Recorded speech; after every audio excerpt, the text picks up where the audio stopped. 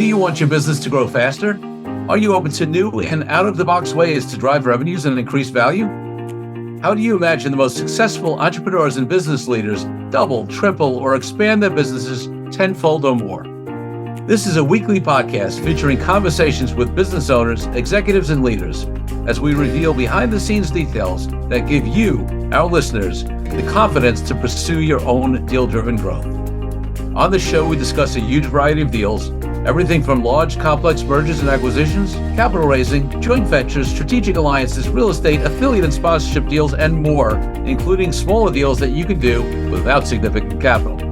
My name is Corey Kupfer, and I've been supporting deal-driven growth for businesses for over 35 years as a successful entrepreneur, professional negotiator, and attorney. My goal is to help you strategize, plan for, find, and complete deals that will help your company grow faster.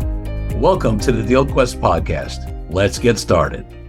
DealQuest community, I'm back with another solo cast, and we're looking at reports by various of the big banks, Morgan Stanley, Goldman Sachs, folks like that, and what their third quarter results were in terms of profits and the fact that a large portion of those profits are coming from an uptick in deal making. So, for example, in Morgan Stanley reported, this was in an article that I picked up in mid-October on the Morgan Stanley's third quarter results. Their profit surged 32%.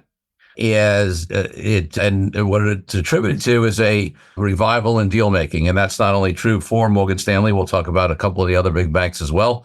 So, the net income there was up to $3.2 billion or $1.88 a share, up from $2.4 billion or $1.38 a share year on year. So for the same time period last year. So that's a significant increase. They beat estimates, basically analyst estimates, by a significant amount. And correspondingly, their stock went up to a 52-week high, which is not surprising. So this is the interesting part as it affects this podcast on deals. And that is that the results were boosted by a 56% surge in investment banking revenue from a year earlier. So that's went up to $1.46 billion, which exceeded analyst estimates, which were at $1.36 billion. So, with a 56% surge, obviously the analysts anticipated an increase because they already anticipated $1.36 billion, which would be up obviously from last year if it was a 56-point surge, but it was $10 billion higher than that even. So that, is a good sign. Now, obviously, listen, we have to keep in mind here that when we talk about any of these results with the big banks, that these are mainly the mega deals, right? They're not getting involved in middle market and certainly lower middle market or Main Street deals. They're only involved in the mega deals, and the mega deals don't always indicate the middle market in certain segments, certainly geographies and industries, don't always exactly follow what's happening at the major level. But overall, it's a good sign. And overall, there is a correlation in those markets, especially if people feel more confident in the economy generally and money's flowing and, as interest rates come down, as all that kind of stuff. But I just want to make sure that the listeners don't think that there's a direct correlation, right? If investment banking revenue is up 56% at a place like Morgan Stanley, it doesn't mean that middle market volume or deals or whatever is up the same amount. But it's trending in the right direction, and that trend does affect the overall market, even at lower levels in most cases. So Ted Pick, CEO of Morgan Stanley, was quoted as saying, "I am bullish on IPOs and M&A coming back." So obviously talking about two major types of deals, investment, initial public offerings and mergers and acquisitions. He said it may take some time. I think these are going to be global, mature companies that very, very much are going to need our advice. So obviously, little promotion there, but he does point out, as I said, that we're talking about global, mature companies, which, at that level is the bigger players. They advised on some big IPOs in the last 3 months, including cold storage giant and airplane engine and maintenance services from Standard Aero. So the IPO market seems to be picking up a little bit there. Again, this is interesting, when you look at it by sector or segment, because definitely the IPO market is significantly affected there, and also in maturity of industry. I mean, for example, in the investment advisor, financial advisor, RAA space, where we are early in the maturation process, and I mention that because we have a lot of clients in that space. The IPO market has not been that successful. In fact, you have firms like Focus Financial that were taken private. It's just not there yet. Now, that has nothing to do, this is the distinction I want to make, that has nothing to do, largely has nothing to do with the current economic situation, although, it's affected, right? Dynasty Financial, a couple year and a half ago, maybe filed to go public and didn't end up going because of the state of the market. So there is some effect, but in large part in that sector, as an example, the IPOs are not happening because I would argue that the segment is not quite mature enough. It's getting there, right? Multiple PE firms have come in, larger PE firms are taking out smaller PE firms. But so private equity at some point, as you get to the higher PE firms, at some point there has to be an IPO market, or else the largest of the, of the PE firms is not going to have a place to monetize, to exit. So, but that's a maturation conversation that is more of a macro, longer term conversation of where a particular segment's at. Here, what we're talking about is companies and segments that are, already at the stage where there is an IPO market, where there have been IPOs in the past, where it's ripe to do that, and it's significantly, maybe, directly affected. The biggest factor there is not the maturation stage, but the biggest factor there is actually, what does the IPO market look like? What's the appetite for public investors for stock, and what's the capital situation, and all the factors that go into whether there's going to be an IPO market. So what they're expecting here is that they're bullish on IPOs and that market will pick up. And that's interesting because there can be some effect down market of that, if there's a boom in IPOs, although they won't directly affect middle market companies. So that's interesting. There's also, the other thing I want to point out is that with these big banks, we're not only talking about U.S. deals, right? We have listeners from all over the world, but it's easy to think in terms of the U.S. as, most of our listeners are in the U.S., although we have listeners all over the world, but these investment banks work globally. So, for example, the CEO pick cited the firm's investment banking presence in Europe and Asia as possible drivers for future growth. Obviously, those markets are, less mature than here in the U.S. and North America.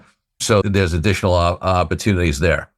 So, they're very bullish. Now, obviously, it's in their interest to say that, but I do think that there are factors and trends that are, leaning that way. And I'm not one to predict whether it's the stock market or the M&A market or the IPO market or any of that stuff. But I am not, in strong disagreement with that optimism. In terms of the competitors, so Goldman Sachs reported a 20% surge in fees as well recently. And Citi saw a 31% investment banking gain in its Q3 results, which they, reported also within the last few weeks. So it's not only Morgan Stanley. It seems like all the banks are having an upswing, and a good portion of that is on the investment banking revenue that they earn. And then, there's just been a string of stronger earnings from all these companies, with interest rates coming down and that being a factor in M&A activity picking up.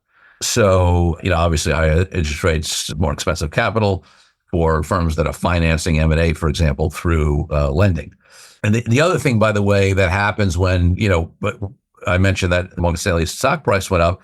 The other thing that happens in general, and I'm not speaking about Morgan Stanley particularly, but in general, when equity values go up, because in various industries, firms use their equity, right, their stock as currency, meaning that in some deal structures, they will have a stock element as part of the consideration for the purchase.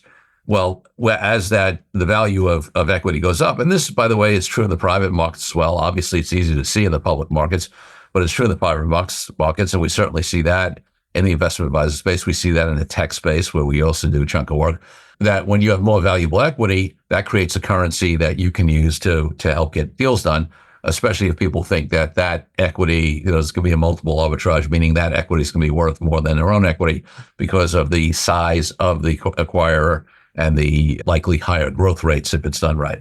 So a rise in equity values helps get deals done as well. And all of that continues to gain momentum. So, I think it's interesting to look at some of what's happening at some of these bigger deals, even if many of our listeners are more, middle market or even maybe higher private deals as opposed to public deals. because, it is informative about the way things are going. It is informative about the way the big players view the potential trends in like things like cost of capital or other factors that could adversely affect or positively affect the deal market, whether we're talking about M&A or we're talking about IPOs. And listen, this kind of flows through. I mean, you hear a lot less in the press, and, we talk about other types of deals on this podcast. There's just a lot less study and analysis and statistics on the impact of various of these factors on things like joint ventures or strategic alliances or licensing deals, just because there's fewer of those. They're not as reported. But a lot of the same factors that impact IPOs, raising capital, even the private markets, M&A, do have impacts on these other types of deals because, some of them need funding, and also just the level of confidence or lack thereof that people have to take some risk, to move forward and grow through deals is not equally, but influenced by a lot of the same factors.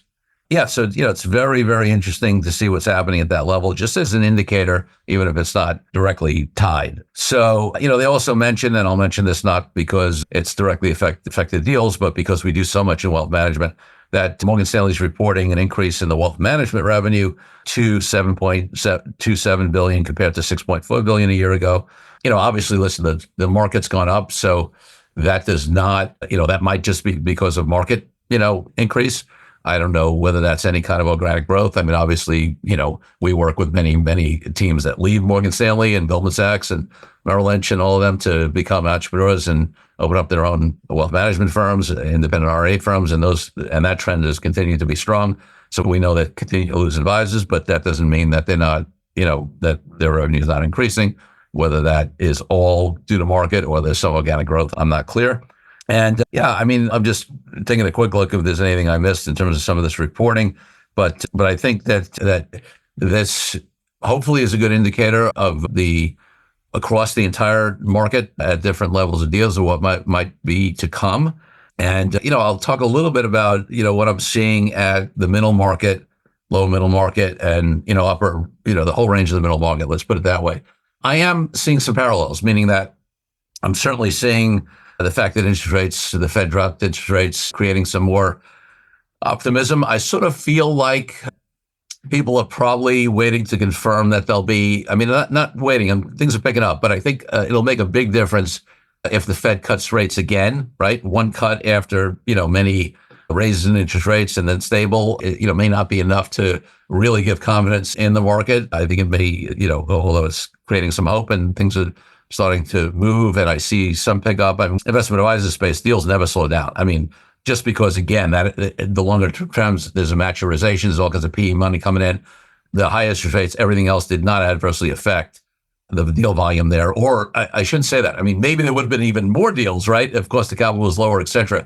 But the deal volume did not. It's been strong, right? It's been super strong. But other industries where there were, manufacturing, distribution, some of the tech sectors, other kinds of areas have been affected. And I see some more optimism there based upon inflation coming down, interest rates, coming down. But I do think that it will, with another interest rate cut, it will really sort of solidify that.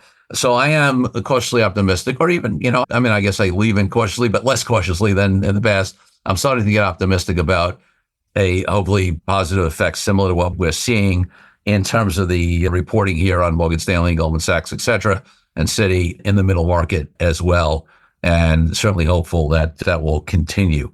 So I think we're going to wrap it here for this week on that report on the third quarter. We'll certainly, we usually do a end of year wrap up. So at some point in January, we'll have a solo cast on looking at the entire 2024 year and the outlook for 2025. But I did want to come in because there's definitely been a shift in the third quarter here that's evidenced by some of the reporting on the statistics that I gave there. And I wanted to, to bring that before the end of the year so that people can get a feel for what we think is going on and what's happening in the marketplace. And, who knows, maybe that'll affect your outlook on doing an acquisition or selling your company or raising capital or, any other kind of deal that you might be looking to do. All right. Until next week's, folks, where we'll have a great guest to interview. Take care. Corey Kupfer signing off. Thank you for joining me on this episode of DealQuest, where we help you understand how deal-driven growth can be your ticket to freedom. I want to invite you to a unique way to tap into the wisdom and experience of the DealQuest community. The Deal Den is a place where entrepreneurs, high-level executives, and business leaders come together, support each other's growth and success, and share what's working best, as well as what challenges we are facing right now. You will get input not only from me, but from all of our members. We collaborate and serve each other. To join us, go to CoreyKupfer.com/DealDen. I'll see you there. I'm Corey Kupfer. Until next week, wishing you the freedom and financial prosperity that I know your deal quest will bring.